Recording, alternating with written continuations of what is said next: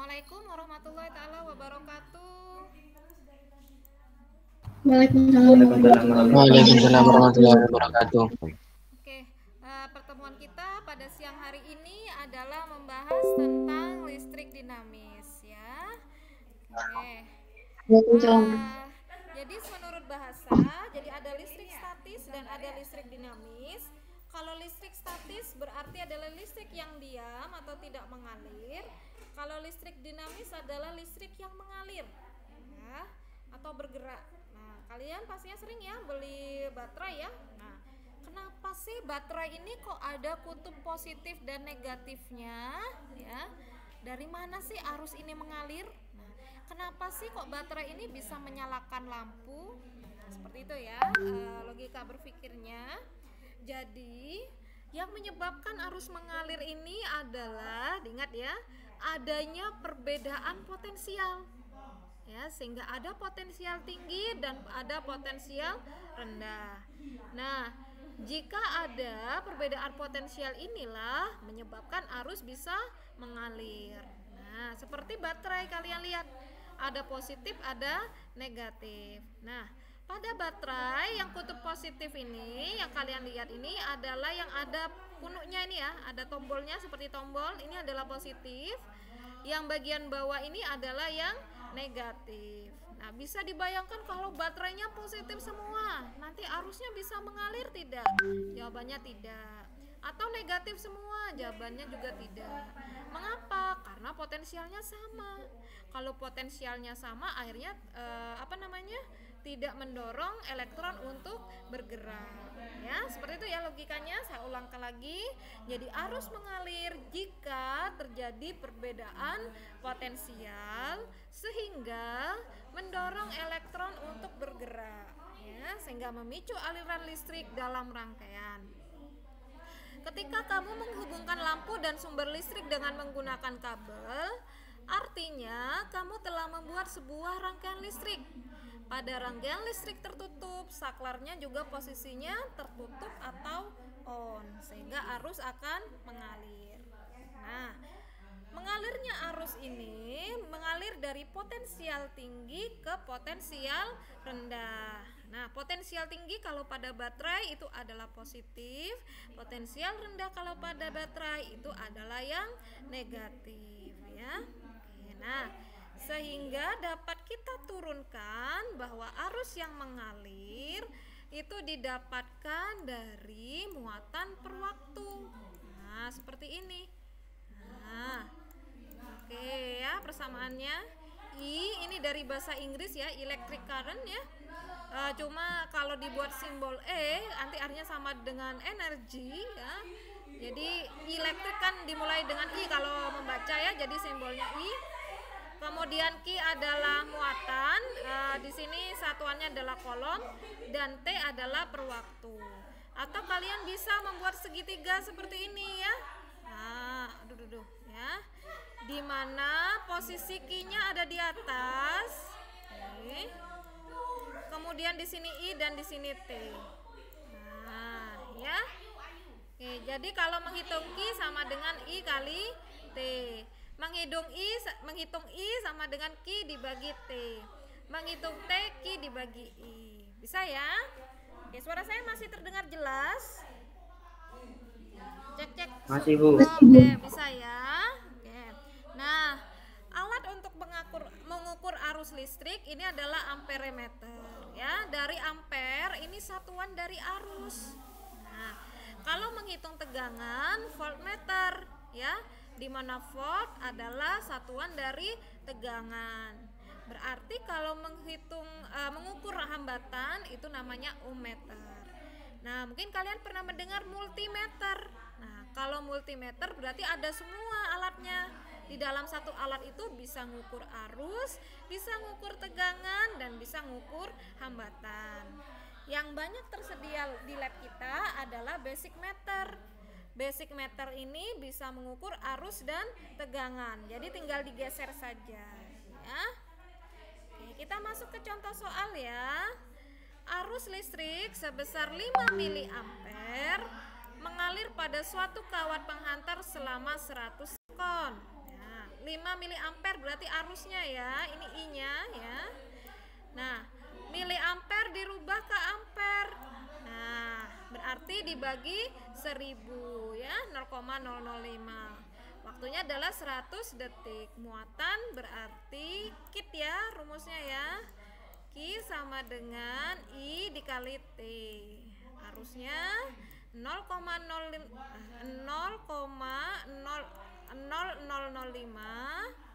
kita kalikan dengan 100 ya. 100 ini nolnya ada 2, berarti ini maju 2. 1, 2. Jadi jawabannya 0,5 kolom. Saya silakan yuk yang mau bertanya dulu sebelum Bu Airin lanjutkan materinya. Ada yang mau ditanyakan terlebih dahulu? Oke, bisa ya untuk menghitung arus pada muatan ya. Oke, sekarang kita lanjutkan pada bahan konduktor dan isolator ya. Ini sudah ya. Saya ngulang aja, konduktor ini mudah untuk menghantarkan listrik. Nah, sebenarnya yang paling mudah itu emas ya, yang paling bagus. Tapi kan kita tahu bahwa harga perak dan emas itu mahal. Bayangkan kalau kabel listrik dalamnya isinya emas, pasti banyak yang nyuri ya. Nah, karena mahal maka digunakanlah tembaga ya. Nah, bahan isolator bahan yang buruk untuk menghantarkan listrik karena elektronnya sulit mengalir. Nah, kalian sudah mempelajari atom ya, bahwa pada bagian atom yang mudah untuk mengalir itu adalah elektron. Kalau elektronnya susah untuk mengalir, maka dia termasuk dalam kategori isolator. Kemudian ada semikonduktor. Nah, itu yang seperti apa? Jadi kalau suhunya rendah, dia bersifat isolator. Kalau suhunya tinggi, dia bisa bersifat konduktor. Misalnya pada karbon, silikon, dan germanium. Oke, sekarang kita masuk ke hukum Kirchhoff ya. Hukum Kirchhoff menyatakan bahwa jumlah arus yang masuk sama dengan jumlah arus yang keluar. Nah, logika berpikirnya gini. Misalkan kalian kalau datang ke masjid kan sandalnya makainya 2 ya atau sepasang ya. Kalau pulang dari masjid juga keluarnya juga harus sepasang. Jangan sampai keluar dari masjid bawanya 3 pasang. Dapat dari mana? Ya sama dengan arus listrik. Kalau arusnya yang masuk 20 ampere, berarti yang keluar juga harus 20 ampere. Oke, paham ya? Sekarang kita lihat contoh soalnya ya. Nah, kita perhatikan tanda panahnya ya.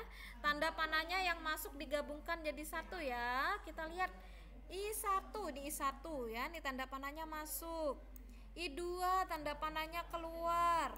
I3 tanda panahnya keluar. I4 tanda panahnya masuk. I5 juga tanda panahnya masuk. Oke, yang tanda panahnya masuk kita gabungkan ya. Ada I1, I4 dan I5 ya. Jadi I1 ditambah I4 ditambah I5 ya. Ini yang masuk ya. Sama dengan jadi rumusnya kan jumlah yang masuk ditambah yang keluar. Ini jumlah I masuk sama dengan jumlah daripada I yang keluar ya. Sekarang yang tanda panahnya keluar berapa saja? Ada I2 dan I3 ya, sama dengan I2 ditambah I3. Kita cek ya, sudah lengkap belum ya?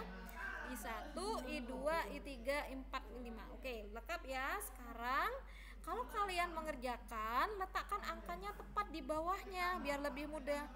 I1 berapa ya angkanya kita baca? Jika diketahui besar arus listrik I1 sama dengan 2, berarti 2 kita luruskan dengan I1. Ditambah I4. Oh ini I4 5 ampere. Ditambah I5. I5-nya ini ditanyakan ya, maka kita tulis lagi I5. Sama dengan, jadi lurus di bawahnya. Jadi jangan nulis sama dengannya di atas di sini, di bawahnya jadi pindah ke sini atau pindah ke sini. Jadi lebih susah nanti memahaminya. I2-nya, yuk. I2 sama dengan I3 yaitu 4. Oke. Ini juga 4 ya. Nah, Nah, sekarang kita jumlah. 2 tambah 5 sama dengan 7. Nah, 4 ditambah 4 sama dengan 8. 7 tambah berapa biar hasilnya 8? Jawabannya adalah 1 ya.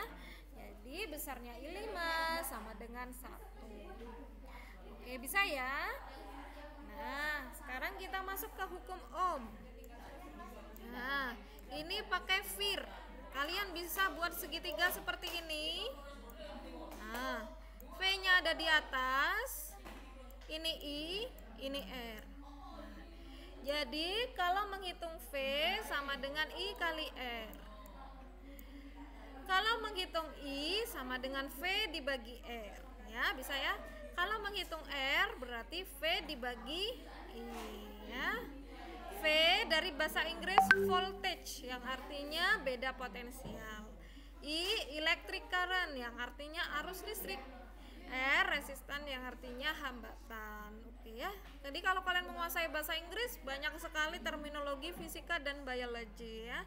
Meskipun yang biologi itu juga banyak dari bahasa Yunani tapi sudah kalian sudah banyak menguasai. Sekarang kita masuk rangkaian listrik ya. Habis ini kita masuk ke tanya jawab. Nah.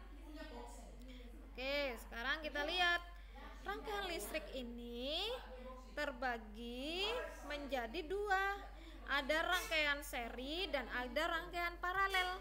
Apa sih yang membedakan? Kalau rangkaian seri tidak ada percabangan. Nah, kalau rangkaian paralel ada percabangan.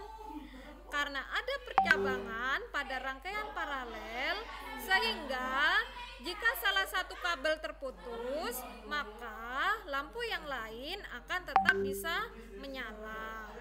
Nah, itu mengapa pada rangkaian seri karena satu kabel, maka untuk menghitung hambatan totalnya tinggal dijumlah saja. Jadi R totalnya adalah R1 ditambah R2 dan seterusnya.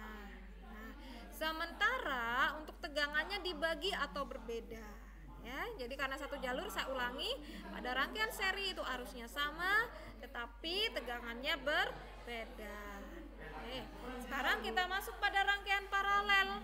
Nah, karena rangkaian paralel itu berbeda cabangnya sehingga hambatan totalnya adalah 1/R1 ditambah 1/R2 dan seterusnya ya. Artinya arusnya berbeda tetapi nilai tegangannya sama. Oke, sekarang Bu Airin punya soal ya. Perhatikan yang bisa langsung dinyalakan mic-nya. Kita lihat gambar nomor 1. Ya, nomor 1 ini apakah masuk dalam rangkaian seri atau rangkaian paralel atau gabungan seri dan paralel? Yuk, yang bisa langsung rangkaian seri. Embun, Bu. Embun. Ya, sebentar saya ini aja. Ya, yang pertama tadi jawab siapa ya? Syafana. Syafana. Kata Syafana tadi rangkaian apa, Nak? Seri. Seri. Oke. Yang nomor 2. Sebelum saya bahas dulu. Paralel, Bu. Ya, laki ini. Siapa tadi laki ya? Java, Bu. Java. Oke, Java. namanya Java paralel. Oke, sekarang kita lihat nomor 3. Yuk. Rangkaian seri, paralel atau gabungan? Gabungan, Bu. Gabungan, Bu. Sebutkan nama dulu ya aturannya. Embun, Bu, embun. Embun. Oke, kata embun gabungan. Yuk, yang nomor 4. Kuratul, Bu. Kuratul, oke. Gabungan. Gabungan. Oke, kita bahas ya. Kita bahas. Tadi nomor 1 Savana. Oke, kita lihat ya nomor 1 ini garisnya sama ya, nggak ada cabang ya, betul ya. Nomor 1 adalah seri. Yuk, yang nomor 2 kita lihat di sini ada garis pemisah ya di sini, sehingga betul ini termasuk dalam paralel. Jadi kalau yang ini seri, yang ini paralel ya. Ini tadi yang menjawab Java. Oke. Yang nomor 3 ya. Yang ini yang di atas ini satu garis berarti seri. Tetapi dilihat di sini ada kabel yang lain. Nah, berarti diparalelkan dengan yang bawah. Oke, betul ya. Ada seri, ada paralel. Oke, tadi Embun ya yang menjawab. Oke, sekarang yang nomor 4. Nah, yang nomor 4 ini atas sama bawah paralel. Ada ininya ya, pemisah ya. Kalau sudah, nanti bisa jadi satu diserikan ya. Jadi ada dua ya, paralel dan seri. Oke, kurotul ya tadi. Oke, betul ya. Oke, sekarang pertanyaan selanjutnya ya, yang bisa langsung menyebutkan nama dulu ya. Nomor 1, adakah yang bisa menghitung berapa? Embun, Bu. Ya, Embun, hambatan totalnya ya. Berapa, Embun? 9. 9. Karena seri berarti tinggal dijumlah saja ya.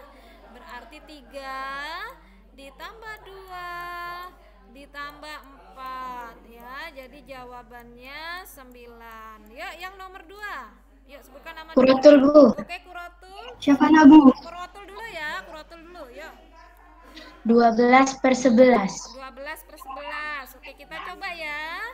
Karena ini paralel, berarti 1/RP sama dengan, nah ya, 1/2 ditambah 1/6 ditambah 1/4 ya. Penyebutnya nggak sama, kita samakan dulu ya.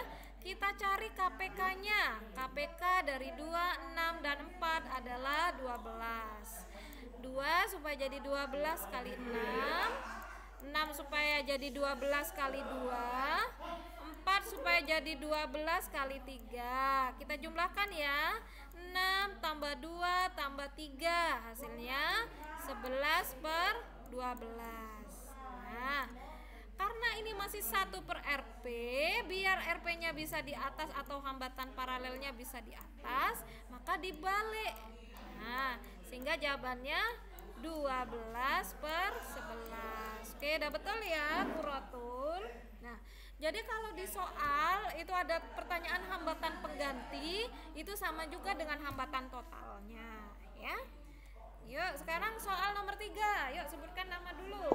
Zurufin, Bu. Syafana, Bu. Zurufin. Oke, Zurufin. Zurufin. Ya, berapa jawabannya Zurufin? 3. 3. Oke, kita cek ya. Yang 2 dan 4 karena seri, berarti kita jumlah 2 dan 4, 2 tambah 4 hasilnya 6. Nah, jadi rangkaian ini kalau kita sederhanakan, itu jadinya begini. Nah, ya. Oke, seperti ini ya. Sehingga yang ini tadi jadinya 6, yang bawah jadinya 6. Nah, berarti tinggal kita paralelkan. Jadi 1/RP. Tadi Zurufin jawab berapa, Nak? Zurufin, mana tadi? 3. 3, oke ya. 1/6 ditambah 1/6. Karena penyebutnya sudah sama, tinggal kita jumlah saja. 1 tambah 1 sama dengan 2 ya.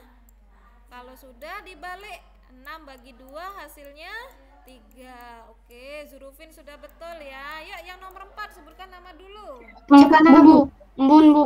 Tadi yang pertama bukan? Syafana, Bu. Syafana. Ya, oke, silakan. 6.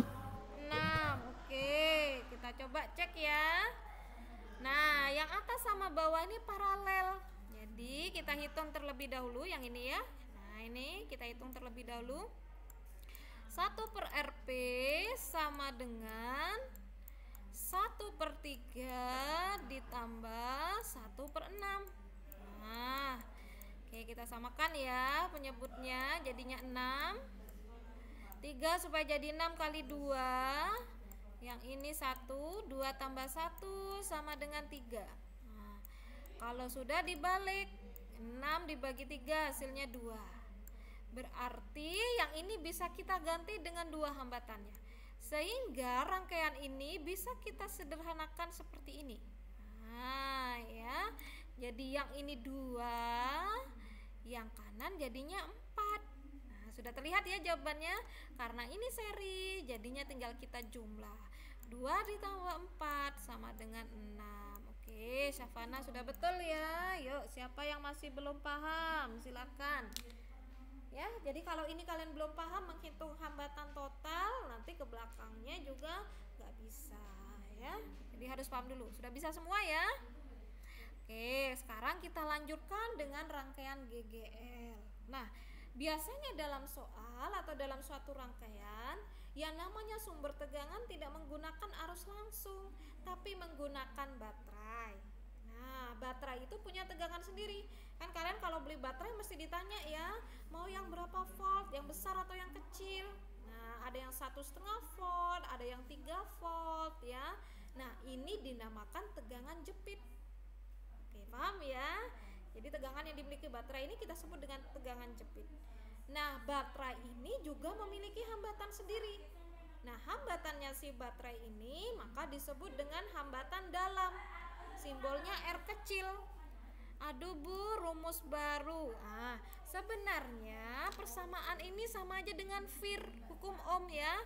Oke, VIR kan V sama dengan I kali R. Nah, oke, sebenarnya rumus aslinya, persamaan aslinya tuh I sama dengan V per R. Tapi biasanya karena anak itu lebih mudah untuk menghafal perkalian daripada pembagian, maka disingkatnya VIR. Sama dengan hukum Newton. Hukum Newton itu persamaan asli yang diberikan oleh Isaac Newton itu adalah A besarnya percepatan itu sama dengan seperti ini.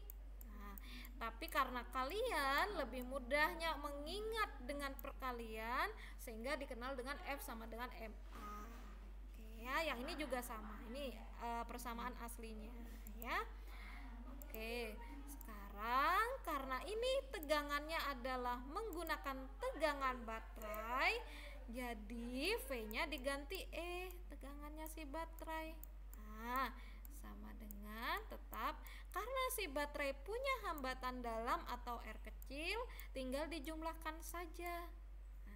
Jadi R besar ini adalah hambatan rangkaiannya, R kecil adalah hambatan dalam atau hambatan luar ya, ditambah hambatan dalam, ini adalah hambatan totalnya. Yuk kita langsung ke contoh soal ya, ini Bu Airin langsung yang mengerjakan. Nah, kalau kalian melihat gambar seperti ini adalah simbol dari baterai. Oke ya. Yang garisnya panjang, tolong perhatikan, ini menunjukkan positif. Oke, yang simbol garisnya pendek itu adalah negatif. Arus mengalir dari positif ke negatif. Berarti pada gambar ini berarti arusnya mengalir ke arah kiri terlebih dahulu. Nah, seperti ini tanda panahnya. Setelah ke kiri dia ke bawah. Oke, soal ini sudah betul ya. Setelah ke bawah dia ke kanan, kemudian keluar ke atas ya. Kembali lagi. Nah, gitu ya tanda arusnya. Nah, sekarang kita lihat ya, di sini ada rangkaian disusun secara paralel. Berarti kita hitung dulu hambatan totalnya ya. Hambatan luarnya ya. 1 per RP. Oke, sama dengan 1 per 15 ditambah 1 per 10 ditambah 1 per 6. Oke ya.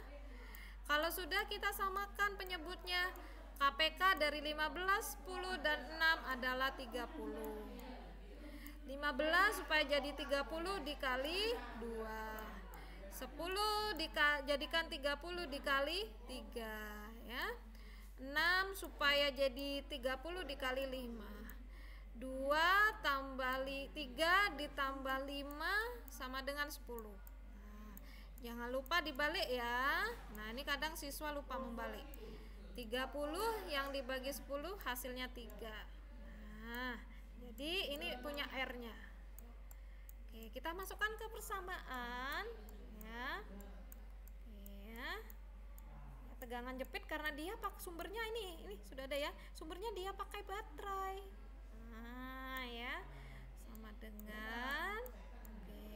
Nah, si baterai ini selain punya tegangan juga punya hambatan dalam. Nih hambatan dalamnya ya, 2 ohm. Nah, sekarang kita masukkan GGL-nya 12 volt. Ya. Tadi R-nya ini adalah 3. Nih sudah kita cari ya, 3. Kemudian hambatan dalamnya adalah 2.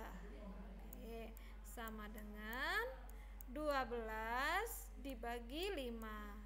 Jadi hasilnya adalah 2,4 ampere. Oke, bisa ya? Yuk, silakan yang punya pertanyaan sebelum saya lanjutkan. Yuk, materinya. Ada yang mau bertanya dulu? Oke, silakan. Oke, tidak ada ya? Ada yang mau bertanya? Oke. Muratul mau bertanya? Oke, kalau tidak ada mikrofonnya dinyalakan biar tidak mengganggu untuk Muratul. Ya, oke ya. Nah, sekarang ini tadi ini ya. Kita masuk ke sumber listrik. Nah, sumber listrik ini secara umum dibagi dua, yaitu arus searah dan arus bolak-balik ya. Nah, arus searah ini dikenal dengan DC, arus bolak-balik AC. Nah, arus searah ini misalnya pada baterai ya, ini adalah sumber arus arah.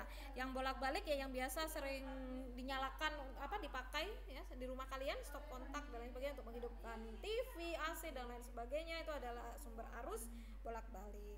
Nah, berdasarkan dapat atau tidaknya diisi ulang terbagi menjadi elemen primer dan elemen sekunder. Elemen primer ini kalau tidak dapat diisi ulang, jadi kalau sudah habis langsung buang. Misalnya baterai kering ya, yang buat dipakai di mana? Di jam dinding ya. Kemudian elemen sekunder adalah sumber arus listrik yang dapat diisi ulang. Contohnya adalah aki dan baterai lithium ion. Misalnya pada laptop kalian ya bisa di-charge ulang ya, smartphone ya. Bisa dibayangkan kalau misalkan baterainya habis langsung buang. Wah, itu pemborosan ya. Sekarang kita masuk dengan daya listrik.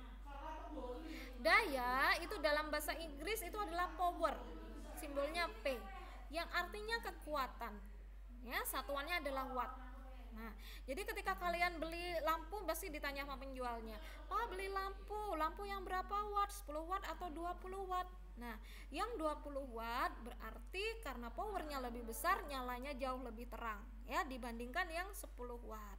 Nah, di mana kalau kalian beli barang elektronik pasti tertulis wattnya, karena nanti akan mempengaruhi tagihan rekening kalian ya yang berdasarkan energi listrik. Nah, daya ini bisa kita dapatkan dari V dikalikan I-nya. Nah, kalau V-nya ini kita turunkan lagi, di mana V itu didapatkan dari VIR, maka VIR itu kan I kali R. Nah, jadi bisa diturunkan seperti ini rumusnya ya. Oke. Di mana besarnya daya itu dapat dari besarnya usaha dibagi waktu ya.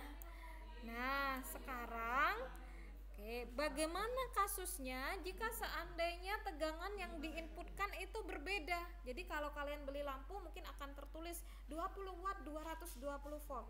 Artinya ketika lampu tersebut dihubungkan dengan 220 volt tegangannya, maka lampu itu akan menyala sebesar 20 watt. Bagaimana kalau sumber tegangannya 110 volt? Ya, kadang beberapa negara itu berbeda, seperti Malaysia mungkin dia hanya menggunakan 110 volt, tidak 220 volt. Nah, kalau hanya 110 volt, apakah lampunya akan tetap menyala 20 watt? Jawabannya tentu tidak ya. Nah, bagaimana cara menghitung watt pada lampu tersebut? Maka digunakan persamaan ini ya. Jadi 110 dibagi 220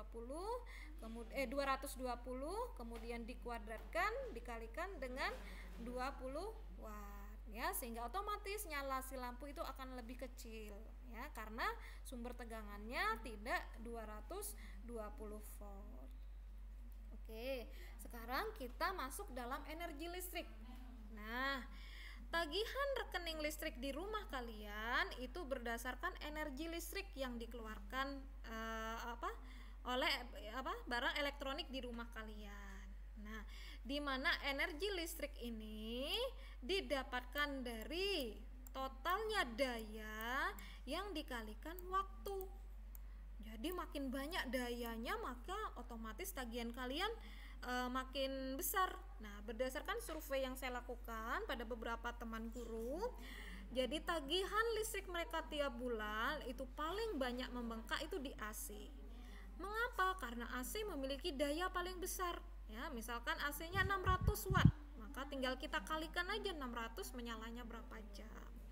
Oke, paham ya sampai di sana? Nah, oke, sekarang P ini bisa kita turunkan. Nah, dari V kali I. Jadi energi listrik ini bisa PT, bisa Fit. Nah, V ini bisa kita turunkan lagi. V kan tadi Vir ya, I kali R. Maka rumusnya bisa jadi irit. Nah, jadi bisa PT, bisa Fit, bisa irit. Oke ya. Nah, bersyukurlah kalian karena ya PLN yang menagih tagihan listrik pada rumah-rumah itu biayanya menggunakan satuan kWh. Ya, kWh ini adalah kepanjangan dari kilo, watt, hour. Jadi tagihannya per jam bukan per detik ya. Oke, kemudian juga per kilo. Oke, kita coba contoh soal ya. Nah, ini saya buat satu saja yang sederhana. Jadi ada lampu dayanya 10 watt, menyalanya 8 jam ya, 1 hari. Nah, sementara tagihan listrik kalian kan dibayarnya per 30 hari ya. Maka tinggal kita kali saja. Karena lampunya cuma 1, berarti 1 dikali 10 dikali 8. Nah, ini hanya satu lampu. Nah, bagaimana Bu, saya misalnya ada setrika, misalnya ada 2 lampu lain, misalkan nih saya coba contoh soal lagi ya, ada 2 lampu lain yang 40 watt, maka tinggal 2 kali 40, misalkan menyalanya yang ini 10 jam, nanti tinggal dikali 10. Nanti gini ya cara menghitungnya. Kalau sudah ini nanti dijumlah. Oke ya, yang ini 80, oke, 4 ini kali 2 800. Nah, seperti ini misalnya ada 3 lampu di rumahnya ya. Nah, kalau sudah, karena ini hanya 1 hari, maka jangan lupa dikalikan 30 ya. Oke, kalau sudah jangan lupa karena ini satuannya dalam watt, maka dirubah menjadi kWh. Caranya dibagi 1000. Nah, kWh inilah baru yang dikalikan dengan TDL. Apa itu TDL? Tarif dasar listrik ya. Kebetulan ini masih pakai yang lama ya. Sekarang sudah naik ya. Mungkin sekitar 1200 atau berapa ya TDL-nya ya sekarang ya untuk per kWh. Tinggal dikali saja, maka itu besar tagihannya. Nah, tapi di rumah kalian kan tidak mungkin ya cuma ada lampu ya. Ini hanya contoh soal ya. Ada setrika, ada kulkas, ada TV ya, ada AC, kipas dan lain sebagainya ya. Oke, rheostat adalah resistor variabel yang digunakan untuk mengontrol arus yang mengalir dalam rangkaian atau sirkuit. Jadi rheostat ini nama lainnya adalah hambatan geser. Jadi hambatannya tuh bisa digeser-geser ya. Merupakan resistor variabel yang didesain untuk menangani arus dan tegangan yang tinggi. Oleh karena itu, sebagian besar rheostat didesain seperti resistor gulungan. Oke, ini hanya perubahan energi saja ya. Energi listrik dapat berubah menjadi energi kalor atau panas, misalnya pada solder, setrika, dan kompor. Oke, sekarang saya punya soal, ini pernah keluar di ujian nasional ya. Kalian kan sudah tidak ada ujian nasional ya. Menentukan urutan lampu yang menyala dari paling terang ke paling redup. Nah, kalau ada yang seperti ini, kita lihat ya, arusnya kan ke kiri dulu, terus ke atas, terus ke kanan. Karena dia melewati yang seri, otomatis yang seri ini adalah yang terang terlebih dahulu ya. Oke, jadi urutannya apakah L1 apa L2 dulu. Nah, kalau pada rangkaian seri yang menyala terang adalah yang hambatannya besar. Jadi berarti urutannya dari L2 dulu baru L1. Nah, kalau pada yang paralel ini yang menyala terang adalah yang hambatannya paling kecil ya. Jadi L3 dulu baru L4. Silakan kalau ada pertanyaan ya. Yuk. Materinya sudah selesai. Oke, silakan kalau ada pertanyaan. Ada yang mau ditanyakan tentang tadi energi listrik ya, atau terangnya lampu? Nah ya, Oke, sekarang kita bagaimana sih caranya menghemat energi listrik. Jadi sebenarnya pembelajaran ini endingnya tujuannya adalah bagaimana kalian bisa berhemat listrik. Nah, ya, karena untuk menghasilkan energi listrik itu tidak mudah, ya. Oke, jadi listrik yang dihasilkan oleh PLTU Python itu ya, kemudian itu nanti diambil oleh PLN ya. Jadi yang menyalurkan ke rumah-rumah itu ada PLN. Jadi kalau kalian ada gangguan jangan menghubungi PLTU ya, menghubungi PLN ya, karena itu sudah dibeli oleh PLN ya, yang membagi-bagi ke rumahnya. Nah, upaya untuk menghemat energi listrik diantaranya dengan menggunakan energi listrik seperlunya atau mengganti dengan peralatan yang berdaya lebih kecil. Misalkan AC diganti dengan kipas ya, jika memang tidak terlalu panas bisa diganti. Kemudian bisa juga mengambil dari sumber energi yang berlimpah, dari energi matahari, angin, air, bioenergi ataupun nuklir ya. Oke, mungkin di negara kita tidak terlalu ini ya dengan kehidupan di rumah masing-masing ya tentang sumber energi. Saya merasakan sekali ketika saya di Australia, karena saya waktu di Australia itu tinggal di homestay, yang artinya bersama tuan rumah saya. Waktu itu ada 18 orang kita se-Indonesia yang ke Australia. Saya bersama teman saya dari Aceh satu rumah, ada yang lainnya dibagi-bagi, ada yang tergantung tuan rumahnya ya, dia mau menampung 1 orang atau 2 orang, biasanya maksimal 2 orang, jarang yang sampai 3 ya. Kemudian tuan rumah saya itu yang perempuan, istrinya itu dari Singapura, kemudian suaminya tuh dari Belanda.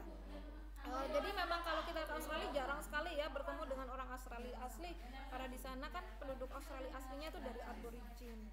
Nah, dia punya 2 anak ya, laki dan perempuan. Saya masih ingat sekali namanya Sage dan Skyla. Yang laki itu Skyla, yang perempuan Sage.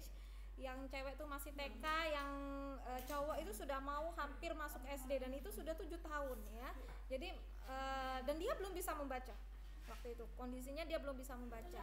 Kemudian saya bertanya, gini, Mas sudah bisa membaca? Oh tidak, di sini itu persyaratan masuk SD bukan bisa membaca, tapi bisa berenang, kata dia. Hah, bisa berenang? Kata iya. Terus dia tanya juga kalau di Indonesia tuh apa olahraga yang wajibnya. Jadi saya bingung juga menjawabnya ya, kita tidak ada olahraga wajib yang harus dikuasai ya. Kalau di sini alasannya kenapa berenang, karena berenang itu adalah olahraga yang membuat kita bisa selamat ketika kita terkena musibah ya, masuk akal juga ya. Oke, kemudian saya bilang, wah kalau kita nggak bisa baca kayaknya nggak bisa masuk SD. Ya saya tahu itu karena dia kan dari Singapura ya, dan dia berkata Asia many comment, kata dia. Orang Asia itu terlalu banyak tuntutan, terlalu banyak komentar terhadap anaknya ya, suka membandingkan si A dengan si B, ini nggak bisa ini nggak bisa ini ya. Padahal sebenarnya pembelajaran itu tidak seperti itu. Yang terpenting adalah kemandirian ya. Kemudian dia menyatakan, bilang pertama kali di sini tuh mandinya sehari sekali. Saya bingung, hah? Sehari sekali? Udah langsung ditanyain pertama kali kita datang, kamu suruh milih in the morning or in the evening, kata dia. Pagi atau malam hari mau mandinya. Aduh, kita cuma pandang-pandangan ya, teman saya dari Aceh, akhirnya kita milih pagi karena nggak mungkin kan kita ke kampus nggak mandi ya. Ternyata di sana itu kebiasaan mandinya malam, pagi tuh nggak mandi. Oke ya, kemudian juga dijatah ya, cuci baju seminggu sekali, nyetrika juga seminggu sekali. Jadi memang benar-benar hemat ya. Oke, kemudian nyalakan lampu, kamu boleh menyalakan lampu kalau sudah benar-benar gelap ya. Jadi waktu itu hari pertama ketika saya menyalakan lampu, tuan rumah saya ngecek ke kamar dan dimatikan. Oh iya, sudah benar gelap, kamu boleh menyalakan lampunya. Jadi seperti itu. Jadi dia tuh emang mandiri sekali ya anaknya. Jadi anaknya tuh terpisah dengan orang tuanya, tidurnya masing-masing dan di sebelah saya ya. Jadi satu lantai waktu itu berempat kamarnya, saya sama teman saya dan kedua anaknya di sebelah saya. Mereka tidur sendiri-sendiri. Kemudian di dalam kamar masing-masing itu sudah ada mainan sendiri-sendiri dan ada perpustakaan pribadi sendiri-sendiri. Jadi anaknya itu, karena anaknya laki bacaannya sendiri, yang cewek itu bacaannya sendiri, ada Dora dan lain sebagainya, itu banyak sekali. Mainannya itu juga macam-macam sendiri-sendiri. Yang laki itu robot, mobil-mobilan, yang cewek itu banyak mainan bonekanya. Jadi ketika mereka bermain, mereka tuh harus bisa merapikan sendiri. Jadi itu tuntutannya ya di sana. Jadi kemandirian yang dituntut pertama ya. Kemudian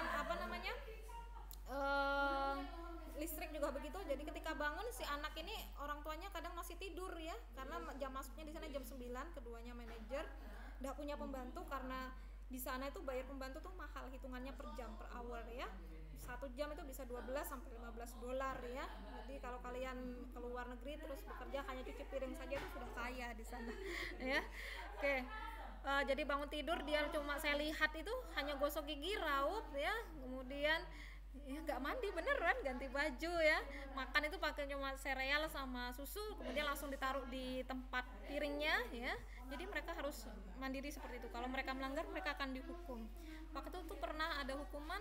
Jadi ketika kita makan bersama malam, karena tuan rumah ingin menyenangkan kita, dia memesan nasi ya, sementara si anaknya nggak suka nasi, dia tidak mau makan. Saya bilang, apa mau disuapin Umar? Nggak boleh. Jadi di sini anak umur 1 tahun sudah tidak boleh disuapin, kata dia. Hukumannya tidak didongengin. Jadi mereka sebelum tidur, jadi mereka bagi tugas ya, si ayah ini mendongengkan anaknya ya, si ibu ini bertugas untuk mencuci piring dan memasak ya. Jadi si ayah ini akan bertugas untuk memandikan dan membacakan dongeng untuk anaknya. Jadi seperti itu. Jadi kadang saya sedikit banyak kaca. Jadi kalian gimana? Kalian kemudian saya langsung teringat loh, saya di negara saya mandi 5 kali sehari, enjoy saja. Kalau di sana hanya sehari sekali ya, seperti itu. Jadi kalian banyak-banyak menghemat energi listrik. Jadi ketika kalian bermain ya seperti smartphone gitu ya, kalau emang dicas ya jangan dipakai untuk ini ya. Selain lebih banyak juga energi listrik yang terbuang ya. Kalau emang dicas ya udah dimatikan saja, di off kan, jangan dipakai untuk game atau yang lain ya. Begitu pula TV ya, biasanya kalau nggak ditonton cuma dipencet on off-nya tapi stop kontaknya tidak, kabelnya tidak dicabut, itu sebenarnya juga masih mengalir arusnya ya. Nah, itu juga termasuk tagihan. Jadi kalian juga membayangkan berapa kira-kira tagihan listrik yang dibayar oleh orang tua kalian. Oke, ada pertanyaan? Oke, nanti silakan cek di classroom untuk tugas menghitung hambatannya. Kalau tidak ada, saya akhiri. Terima kasih atas kehadiran kalian ya. Semoga jadi anak soleh-soleha dan mendapatkan ilmu yang bermanfaat. Saya akhiri. Wabillahi taufik walhidayah. Assalamualaikum warahmatullahi wabarakatuh. Waalaikumsalam warahmatullahi wabarakatuh. Waalaikumsalam.